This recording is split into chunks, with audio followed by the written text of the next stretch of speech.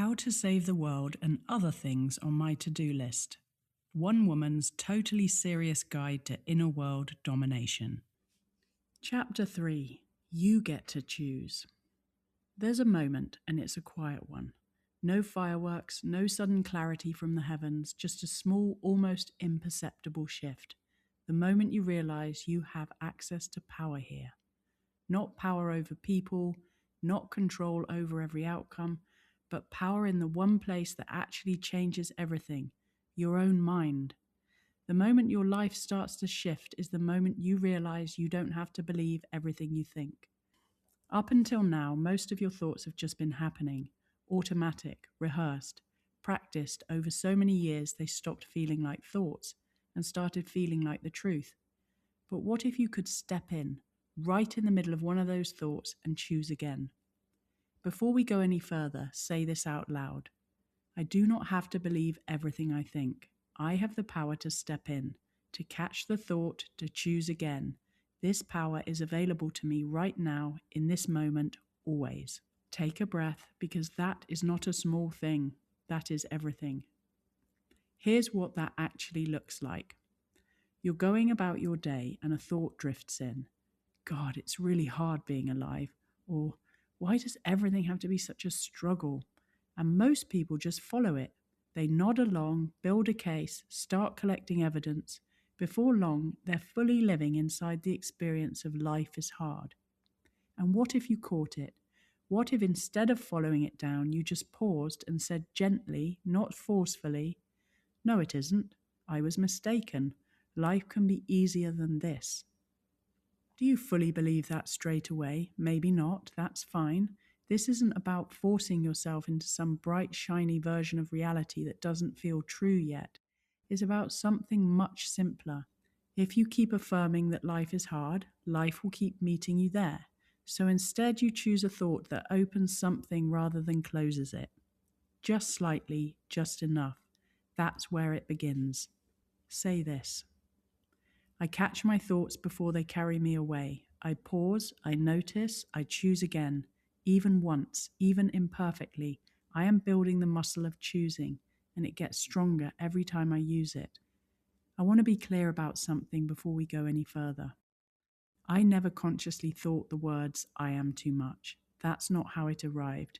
It arrived as a feeling, a heavy, grey, low, stormy sky feeling that lived in my body and made me believe I was delusional, that my dreams were too big, that the volcano in me was something to be ashamed of rather than something to be unleashed.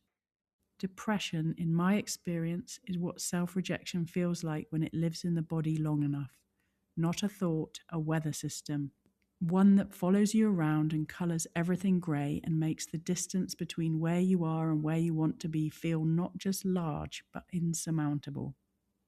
I didn't know I was believing I am too much. I just felt it, constantly, as proof that I couldn't do what I was here to do. It took years of peeling back the layers to find the belief underneath the feeling. And the moment I found it, really found it, not as a concept, but as a living, breathing thing that had been running my life from the inside, everything changed. Let me tell you about that moment. I was in Canada, 6 years into my recovery. I started doing my comedy therapy work, but I kept hitting this enormous block, a wall I couldn't see clearly enough to climb. Something was stopping me from showing up fully, from being as big as the vision required.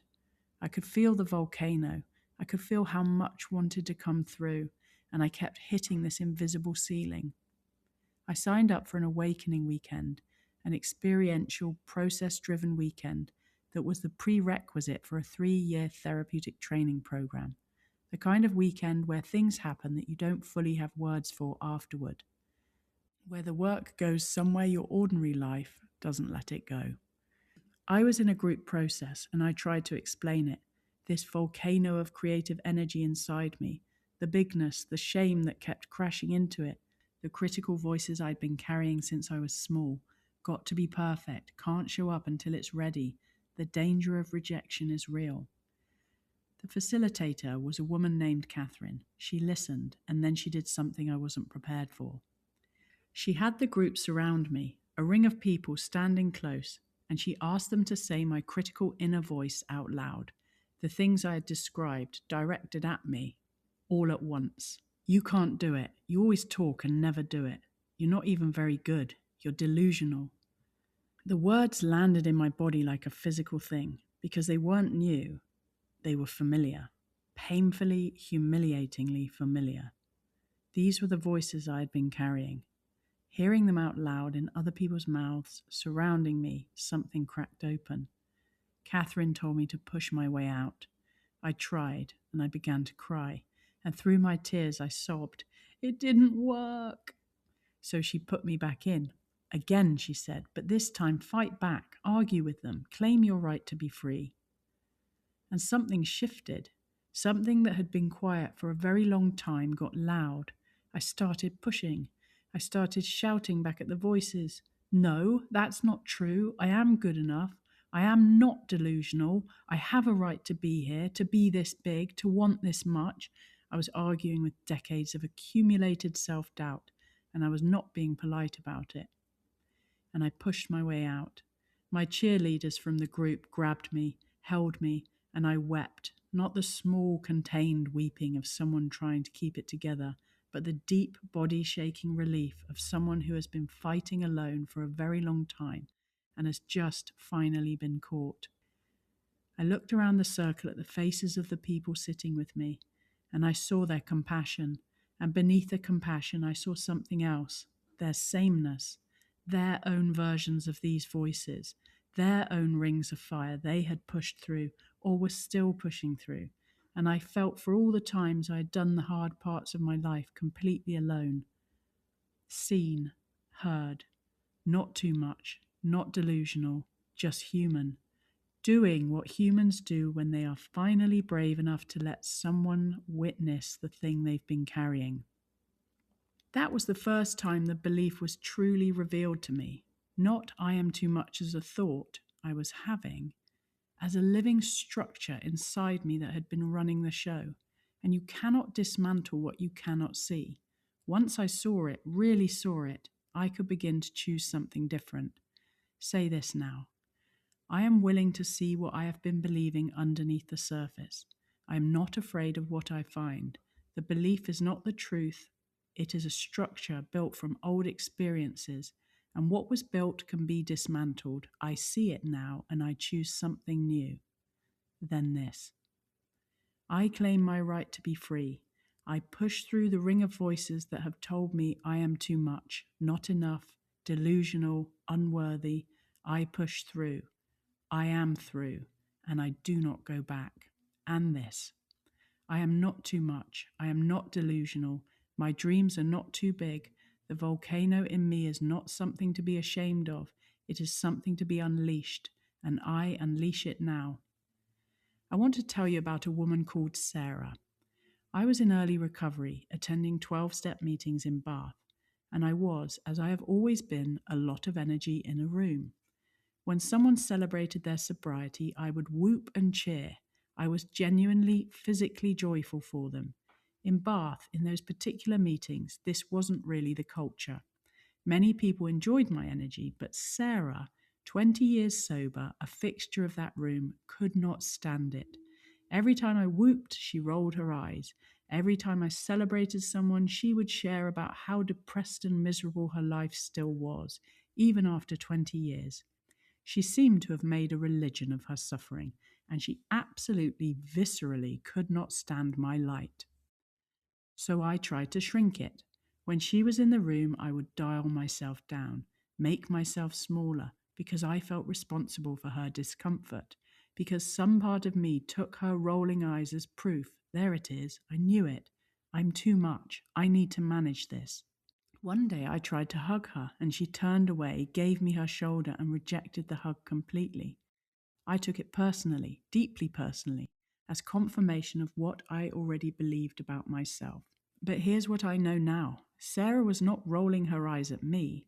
Sarah was rolling her eyes at joy itself, at the unbearable reminder that recovery could feel like something other than endurance.